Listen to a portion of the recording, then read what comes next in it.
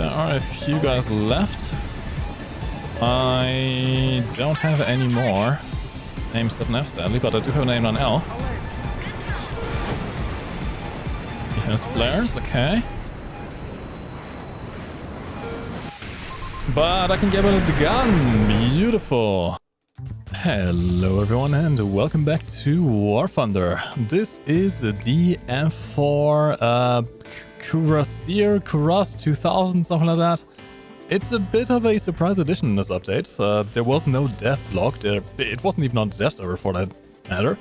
This is the newest top tier jet for Israel. Well, kind of. It doesn't quite replace the F-16 in terms of overall capabilities, but it may just be the new strongest Phantom in the game. This is kind of the same radar systems and guidance systems and even loadouts as the F-4 EJK.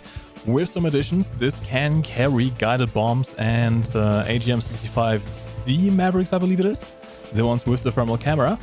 It also does have a integrated gun pod in the nose, and you get a bunch of flares with the option even of bringing extra flare pods on a Phantom chassis, which does also have the Agile Eagle wing slats that allow you to be a bit more maneuverable. This is not going to be a comprehensive review, we'll just have a quick look over the loadout options and what this thing can bring to RRB. Maybe in the future video we'll also test it out in CAS with the AGM-65s or with the guided bombs. But for now, let's look at the stats of this thing. So, it is currently at rank 8, bat rating 11.7. As I mentioned, the Phantom platform is getting kind of old at this point. We have F-16s, we have MiG-29s, we have the new British Tornado F-3, which is actually looking pretty spicy. Hopefully I can do a video on that pretty soon as well. This is not going to hang with those jets in terms of raw performance, but it is an absolute ordnance truck. In this current configuration, I have 4 AIM-7Fs and 4 AIM-9Ls, very much like my favorite plane, the F-4 EJK, but I can also replace 2 of the AIM-7Fs with extra countermeasures if I so wish. I can bring a targeting pod with some guided bombs, and I can even bring some AGM-65Ds. Now, there is a little bit of an issue if you want to use this in CAS. For whatever reason, you can't actually bring AGM-65Ds together with guided bombs. It's either one or the other. But if you so wish, you can actually bring AGM-65s with the targeting pod, which may be useful if you want to have a little bit more zoom. I'm actually not sure how the targeting pod is. I haven't used the swinging ground attack just yet, but I imagine it should have a little bit more zoom than the AGM-65D's internal camera. It does have 90 flares, so I wouldn't be too worried about bringing the countermeasures pods. I don't think the trade-off is worth it. 2 AIM-7Fs are 2 almost guaranteed kills. But if you prefer to play a bit more passively and try to sort out the missile barrage that is happening at top tier, the flare pods may be an idea. You may be hearing a nice combat sound mod in the background. I did install one of those recently. It has some songs from, well, a bunch of Ace Combats and even the Project Wingman game, including, which I guess is a bit more relevant in this particular plane, when I get a radar lock, I have Prez from Project Wingman talking to me sweetly into my ears.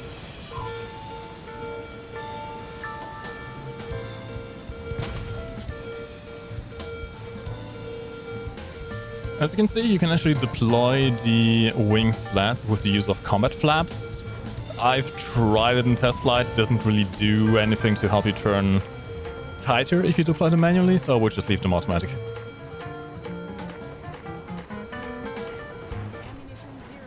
Now, the Kurnass does actually have a pretty good radar. You have SRC Pulse Doppler mode with some extended range. You can put this all the way up to 148 kilometers if you so wish, which is actually, well, more than basically any map in the game. I tend to put it at 74 just so I can basically log on from across the map immediately. And something very interesting, whilst it doesn't get HMD, so you can't look around like you can with the MiG-29, the ACM PD mode does have a 19 kilometer range, which means you can use this at longer ranges than most other jets. I think mostly other jets have like 9 kilometer range. 19 is enough to get a lock on anything, really.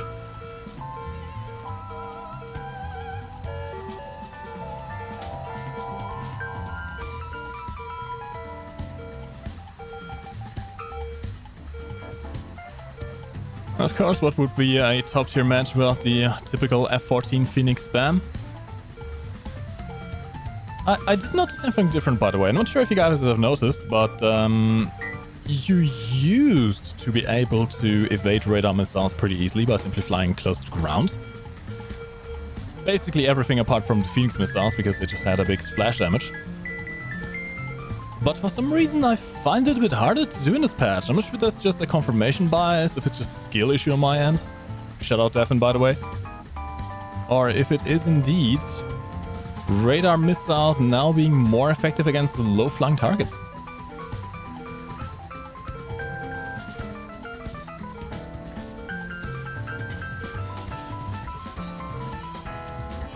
Oh, we have a Harrier, okay. I'm actually going to go for that, sure. Can't quite get out of clean lock, there we go. I'm going to wait until I get a bit closer. He is flying a bit low. And behind the mountain. Let's try. Missile out. Losing lock, maybe I need to switch over to AIM-9L. He is turning. Smartly, I must say. Oh, something else new. I don't actually need the missiles at all. I have a gun leading now. Hold on. Come here, you bastards. Let me shoot you already. There we go. Yeah, that's something new a bunch of jets now have, actually. You have this nifty little gun lead indicator when you have a radar lock on the enemy. Still doesn't help my aim, but there we go. None of the Phantoms are not really that much of a help. This thing already had a lot of ammo. But on something like the Viggen, which had... Ooh, that sounded like an enemy jet. Yep, yes it is. On something like the Viggen, which had a tracerless belt, this is actually really nifty. Is it going to go for the F4? No, it's flying away. Okay, fair enough. Oh, it actually did. Nice. And back to safety. Oh, nope, never mind.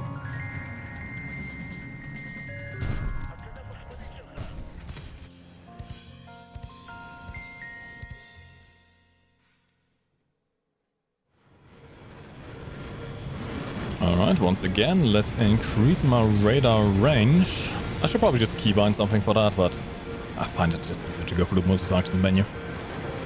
Very underrated, by the way. If you've never used the multifunctions menu, there's a keybind you can set up in the controls, which opens up this menu.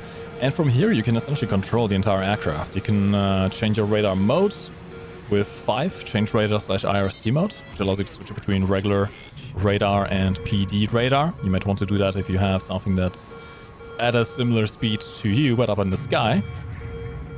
You can change your radar range. I will go up to 74. And a bunch of stuff. Oh, another thing you can also do, toggle the Canon ballistic computer, which allows you to get a aim point indicator for when you are doing ground attacks. Which, you know, with the F4 may actually be a genuinely good thing to do, given you have so much 20mm ammo.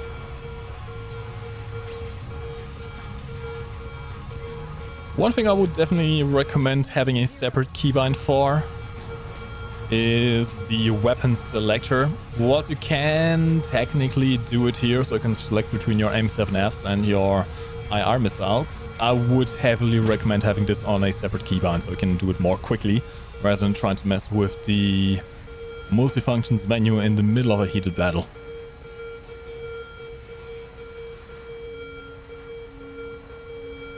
Okay, what is that?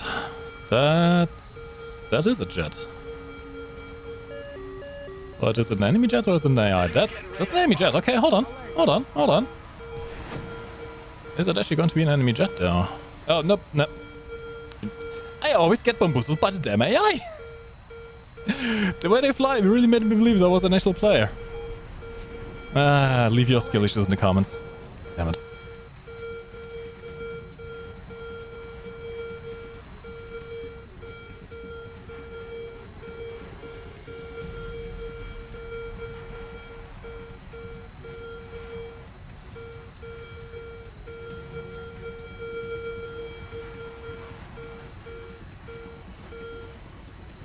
That is a disturbing amount of phoenixes. Except like one of them I actually want for the AI. So I'm not the only one with skill issues in this lobby. Very good. You can also see at higher altitudes, the contrails of enemy jets are now much more pronounced, which does allow you to spot them more easily. However, it seems like I can't really see anything at low altitude. Where is everyone? Something's looking at me from the side. That makes me is alive. He actually seems kind of to be going for me, so maybe let's intercept him first.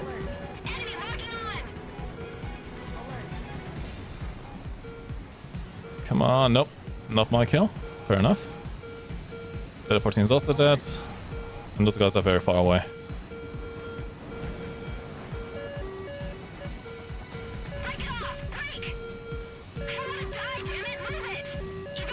It's now 16 up high.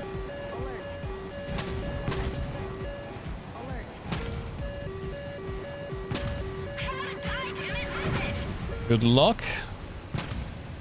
No, don't notch it! Dang it! Do another one. Don't lose the lock this time, please.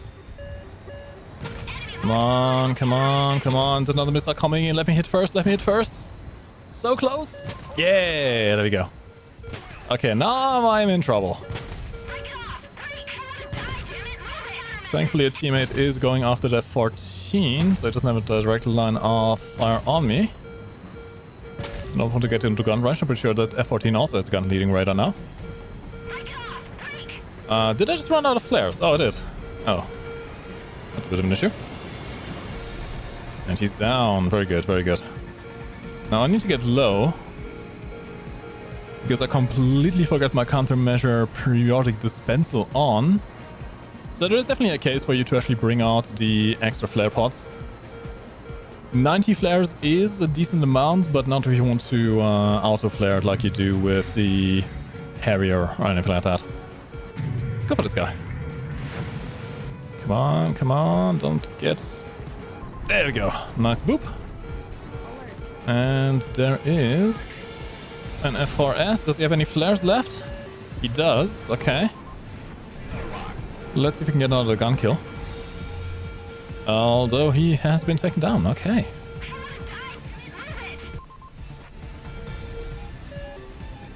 There are a few guys left. I don't have any more AIM-7F sadly, but I do have an AIM-9L. He has flares, okay. But I can get rid of the gun, beautiful. I'm just gonna save him for now to confirm the kill. There we go, GG. Alright, 3 kills, not bad for an outdated platform. That's actually pretty damn good. Now this will not be every game. This Phantom is still a bit sluggish and it loses a lot of energy. Since you have the extra maneuverability, you pay for that with energy retention. But it's a very nice ordnance carrier. We did make a decent profit there. The Kurnass does have about a just sly of 14,000 silver line repair costs. We did cover that pretty easily. I don't think you're going to run too much of an issue trying to cover repair costs if you do have a premium account. Especially if you run the extra flare build to, well, you know, resist a bit more missiles. Would I say it's the best jet in the game? Absolutely not. The F-16 is probably still going to be the better dogfighter. Just because you have some more extra missiles doesn't mean you're all of a sudden going to get more kills if you can't get into position. But it does give the easy rails at 11.7 a CAS option now. With guided bombs and the AGM-65Ds, which is a pretty good option. And there's actually a very good point for using the countermeasure pods, since you can use them together with the either guided bombs or with the AGM-65s. So you can just automatically release chaff and hopefully be able to evade some of those nasty new radar missiles. Would I recommend putting a talisman in it? Maybe.